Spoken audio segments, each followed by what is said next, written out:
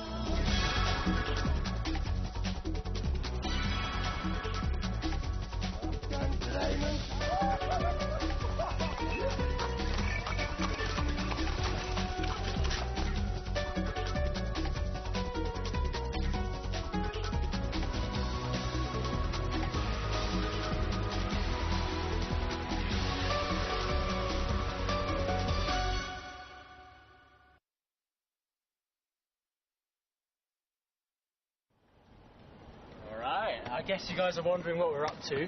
We are going to leave Yining and head to Jiaosu, which is the home of the Heavenly Steed, and also go to the Narak grasslands to get a taste of what the Kazakh lifestyle is going to be like. I honestly don't know what to expect, but this is the last leg of our journey across northern Xinjiang, so I've got very high expectations of the place. Alright, we're all set. Welcome to Travelogue. Let's get back on the road.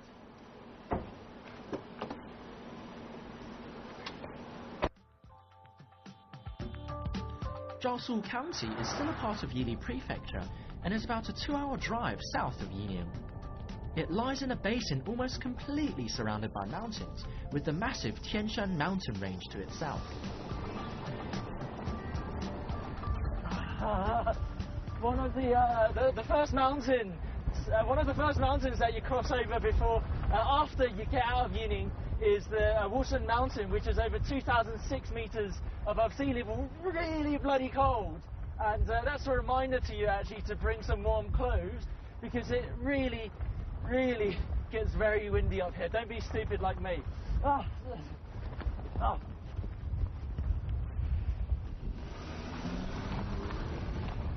Jiaosu's altitude starts at 1,300 meters above sea level. Altitude sickness can kick in at 1,500 meters, so I recommend taking it easy here. However, thanks to its elevation, you get treated to some truly spectacular views of the mountains and of the grasslands below that define Jiaosu. Once you descend the mountains, it's as if you've entered a painting by Van Gogh. Besides looking very pretty, these expansive fields of rapeseed are used for vegetable oil and biodiesel. It's big business, and for decades, China has been the biggest producer of rapeseed in the world.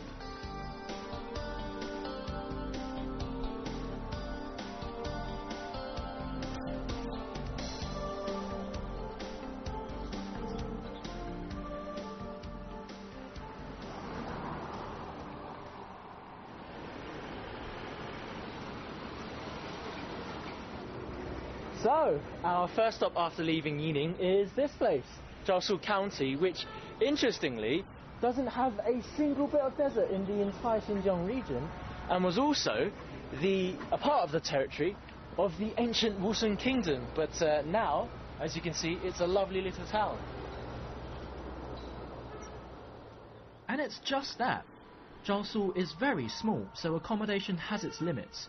If you're coming here during peak season in summer, I recommend booking well in advance.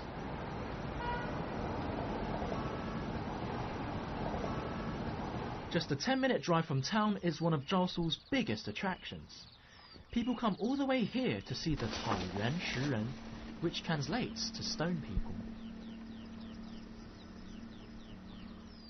No one knows for sure what these statues are. One theory is that they're the tombstones of the ancient Sai people that lived here before the Wushan came along. Another is that these represented kilns made by warriors who roamed these lands. Either way, experts have yet to come to a conclusion. One thing is for certain. These stone statues all face the same direction. They all face east towards the rising sun, the giver of life and power and energy. But I imagine that perhaps these ancient people worship the sun as a kind of mighty deity. And with the sun setting over there, a new day is born.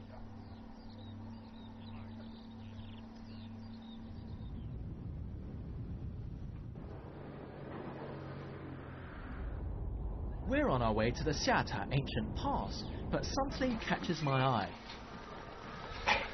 These horses prompted the start of the Silk Road. During the Han Dynasty over 2,000 years ago, the Emperor's envoy returned from his western expedition with tales of the Wushan people and their powerful horses. The Emperor had to have them for his army. He called them heavenly horses, and the trade routes that flourished from this later became the Silk Road. These horses are their direct descendants.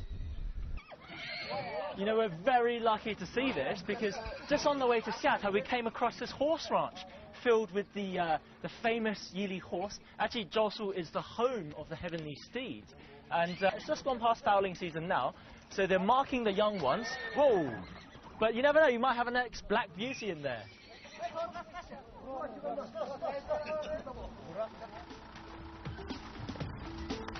Legend has it that these heavenly horses could gallop hundreds of miles effortlessly, and thousands were paid as tribute to the Han Emperor. Even today, the trade of these Yili horses is still going strong.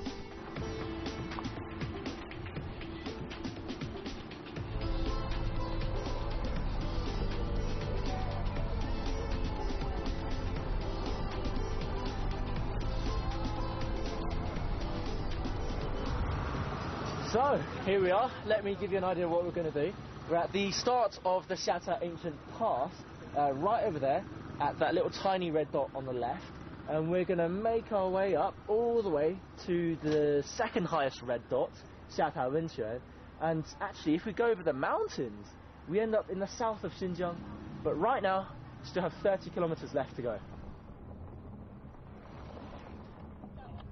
It is a bit of a bumpy ride, but then again, look around you. You're travelling through an ancient valley cutting through the Tian Shan Mountains. Just sit back and enjoy the view.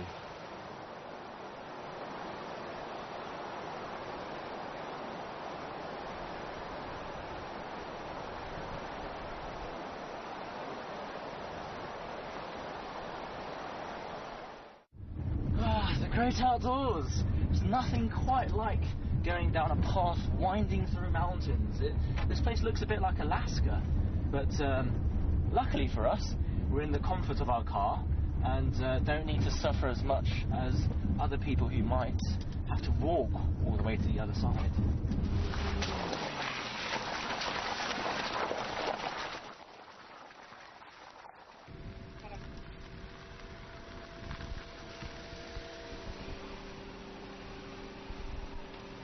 Now this is where the fun starts.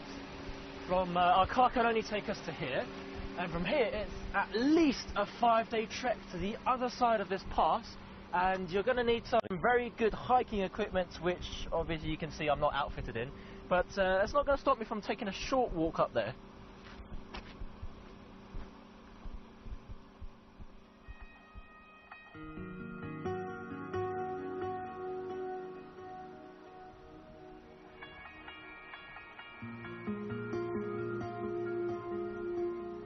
For me, this is the epitome of the wild and great outdoors. A word of warning though, if you're serious about completing this pass, come here in late spring or early summer. You'll have to cross rivers and glaciers to reach the other side, so bring proper equipment. But if you just want to camp for a night, that's okay too.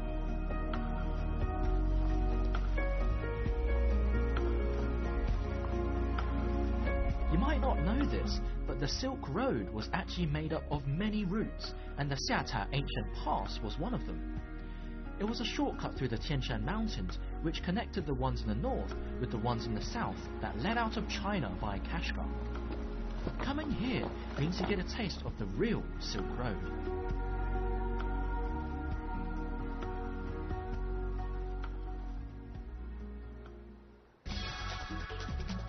Coming up next, it's all pomp and celebration at the Narat grasslands as we get a first-hand experience of just what it means to be a Kazakh.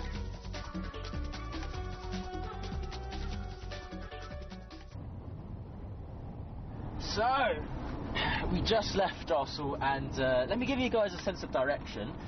We're going to head east, first past Turkası, then past Gongliu, and past Xinyuan, to get to the Narat grasslands, which I've heard a lot about. Don't get your hopes up too soon, it takes 4 hours to get there. Well, we're nearing our destination, the Narat grasslands, but if you come from Urumqi, it's actually, there's actually a much faster way. You can catch a direct flight from there all the way to the Narat airport you see over there, open specifically for tourists, between June and September, with 2 flights per day. And once you're here, it's just a quick 30-minute ride to the scenic spot itself. Very convenient, but just wish I knew about it earlier.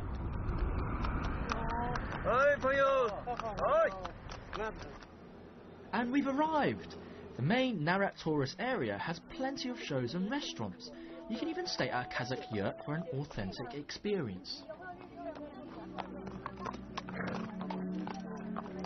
Apparently they put on one of these shows for us tourists every night, and this is supposed to be some kind of like a princess stealing thing of the nomadic Wusan people, the ancestors of the Kazakhs. But it's going to be interesting to see how it plans out.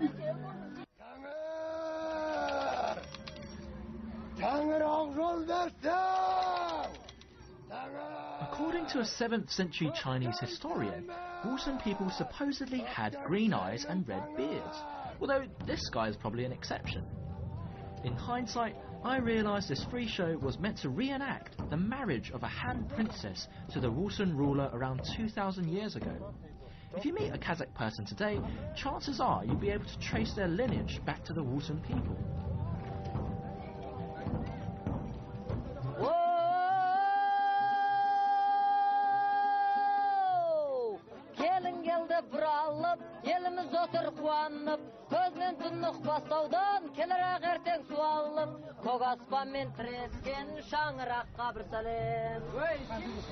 If you don't mind paying for tickets, walk across to this field for some real Kazakh performances. You can watch some interesting sports like sheep grabbing and, of course, a good old-fashioned horse race. These jockeys are only 12 years old. Puts me to shame.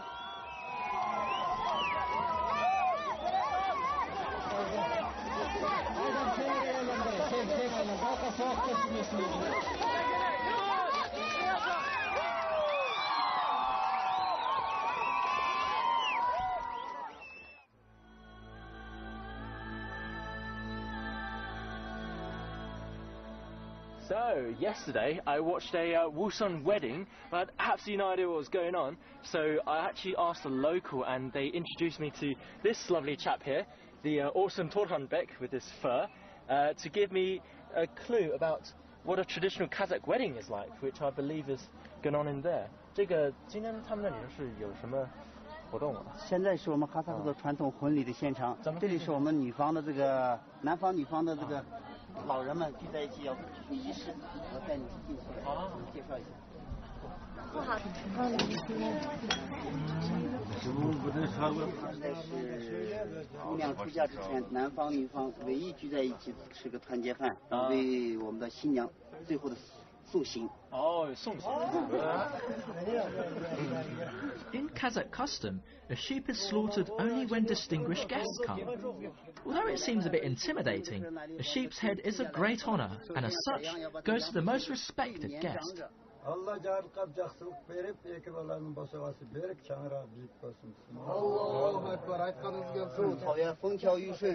After saying grace, everything is divvied up. Nothing is wasted, and they even managed to make a cake. I guess some things are similar to the West.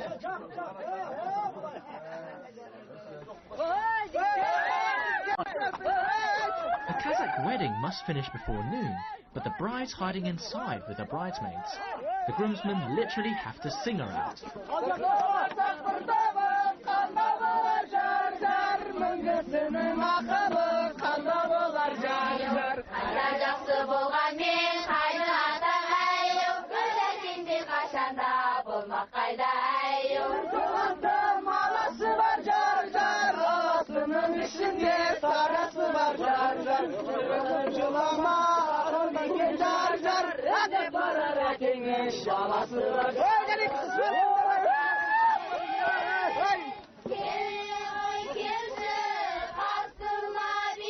No more stalling. Now it's the bride's turn to sing her weeping farewells to her family.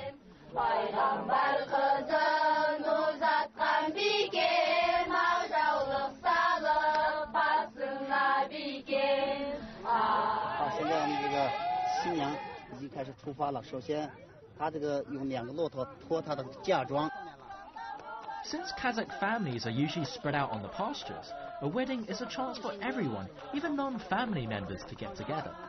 If you see a wedding underway, don't be shy. The hosts will happily invite you in and feed you all sorts of food. That's the Kazakh way.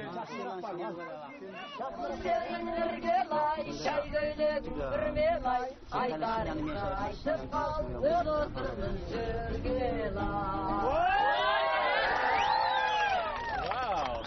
现在已经解开了新娘的面纱，她正式成为我们南方的人。然后呢，南方女方聚在一起要进行阿肯弹唱。现在是女方和男方，这个男孩是南方的，女孩是女方的，要进行这个阿肯弹唱对唱。 So, my friends, this is what it's like to be in a traditional Kazakh wedding. It's definitely got a leg up on your traditional white wedding, but actually, I've got to let you in a bit of a secret. It's just a performance. Torhonbek told me that the modern Kazakh person lives a slightly different kind of life, but at least you can still enjoy this for the night. The wedding performance isn't always on, but you can have one organised for you for a pretty penny. Anyway, Torhonbek's taking me to his home to show me what life is like nowadays for Kazakhs on the Narak grasslands.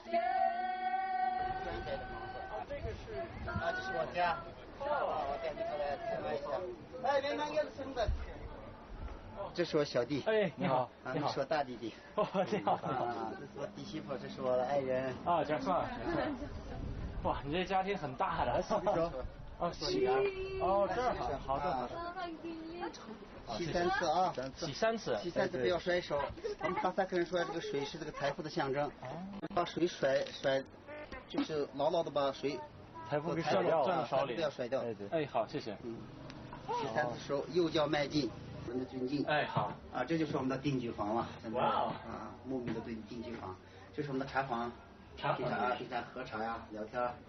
啊，这边是还有我们的卫生间，我带你进去看看。啊，这你们啊，你这卫生间非常先进。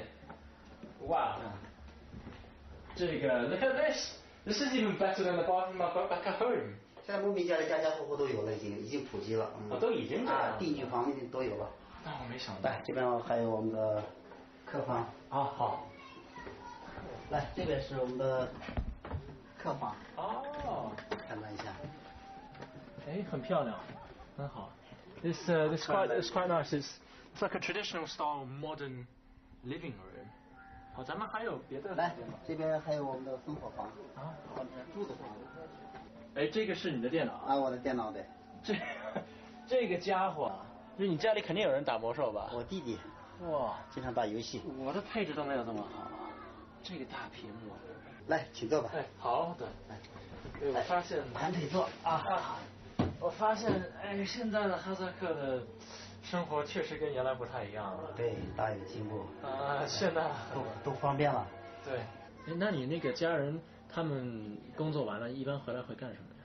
一般回来都是上网啊，聊聊 QQ， 打打游戏，看看电视。然后从网上买东西。啊。淘宝网。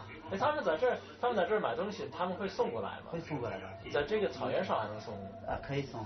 现在交通方便了。啊。公路都修到我们的草原上。A half-hour drive away from Torhonbek's home is the most spectacular part of the Narak grasslands, the Kongjong Caoyuan. Loosely translated, it means the sky pastures. 哇，这里真漂亮！哎，天啊，这里就是我们半山坡的一个观景台啊，这里就可以欣赏到这个那拉提镇的这个全景。你看到那个我们中间有一条河，你看到没有？那条河就是古乃斯河。啊，对对，中间那一大长块是吧？它把这个那拉提分成了2块，那边是农业区，这边是牧业区。At over 2,000 meters above sea level, this is the highest grassland in Xinjiang. Up here, the weather changes drastically. You'll have clear skies 1 minute, rolling thunderclouds the next.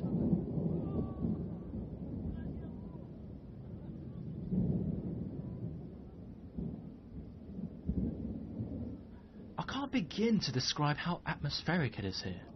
It feels as if you're standing at the edge of heaven, completely exposed to the elements. This place makes you want to throw everything away and come here to live the life of a nomad. A life that's raw and never at the mercy of Mother Nature.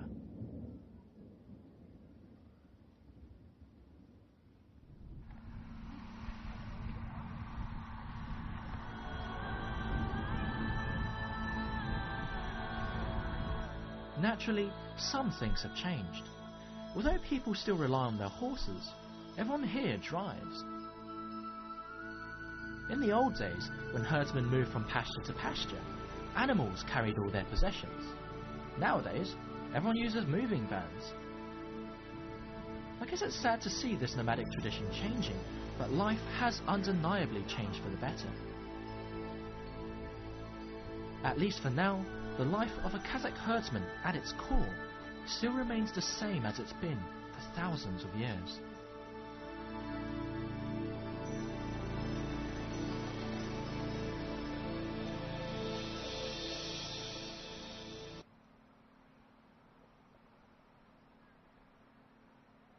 Coming up next, we churn up some dust with Xinjiang's coolest bike gang as we head full throttle towards the Kuitan Grand Canyon.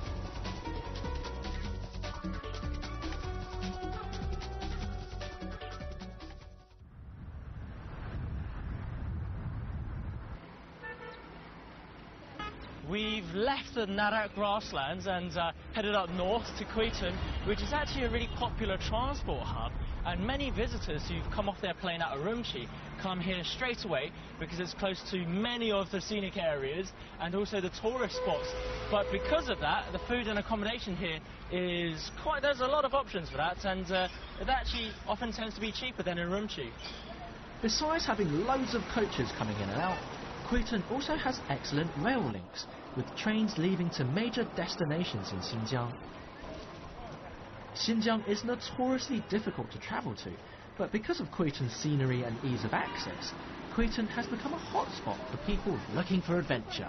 Now, some people like to go to Kuitan by walking, some like to go by car, but I like to travel in style. So!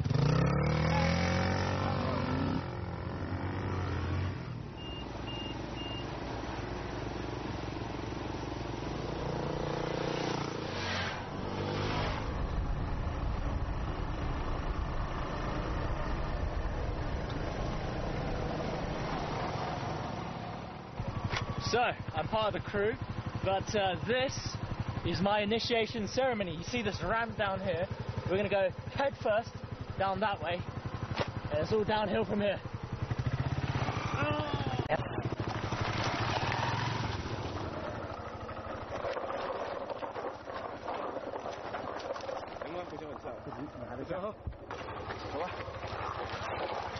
It's actually quite difficult to get down. A normal car might not even make it. But we haven't ridden 1.5 hours for nothing. Our destination, the Kuitan Grand Canyon.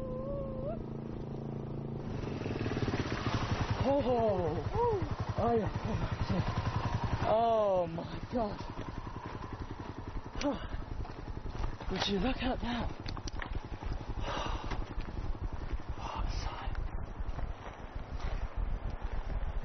Hey!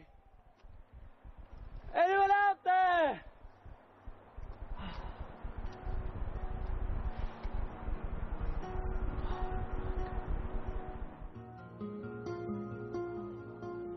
If there's one thing I've learnt in Xinjiang, it's that sites like these really make you realise just how small you are. You don't have to be a nature buff to appreciate the grandeur of everything here. Just simply stand back and let it take you in.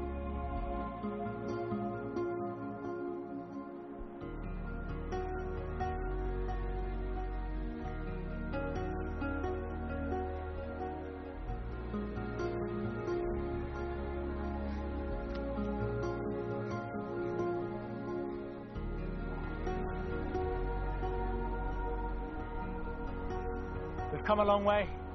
It almost feels like yesterday that Greta went off to Urumqi and then went to look for wild horses and asses.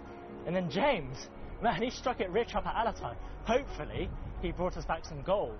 And then my most memorable moments were when I was running alongside Kazakh horsemen and then being thrown about over at Serum Lake.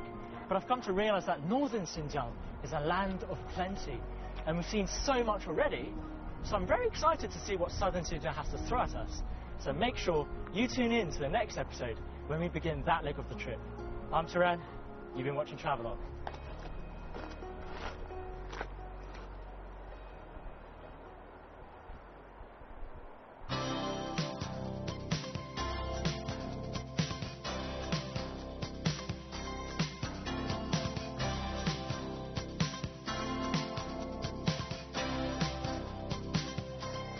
Before, after you get out of Yining is the Wushan Mountain, which is over 2,006 meters above sea level, really bloody cold.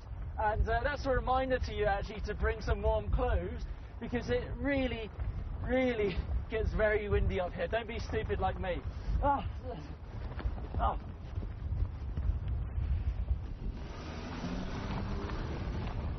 Jiaosu's altitude starts at 1,300 meters above sea level. Altitude sickness can kick in at 1,500 meters, so I recommend taking it easy here.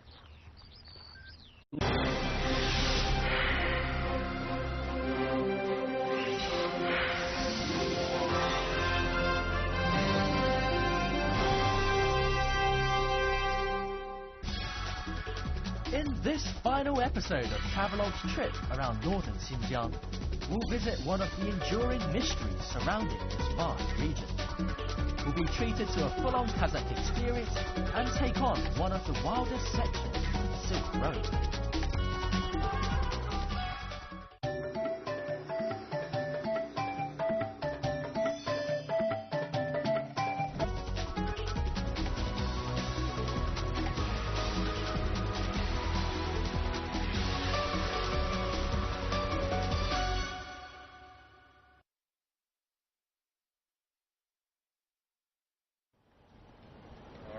I guess you guys are wondering what we're up to.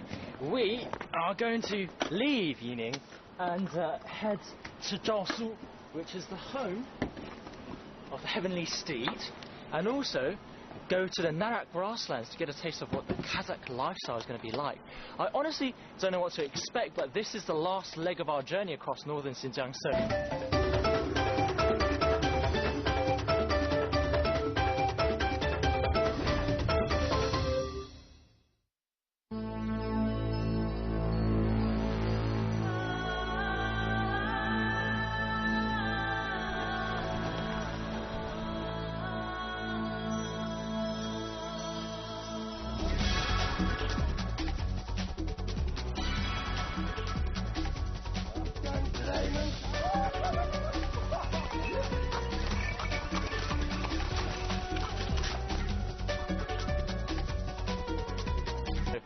Very high expectations of the place. Alright, we're all set. Welcome to Travelogue. Let's get back on the road.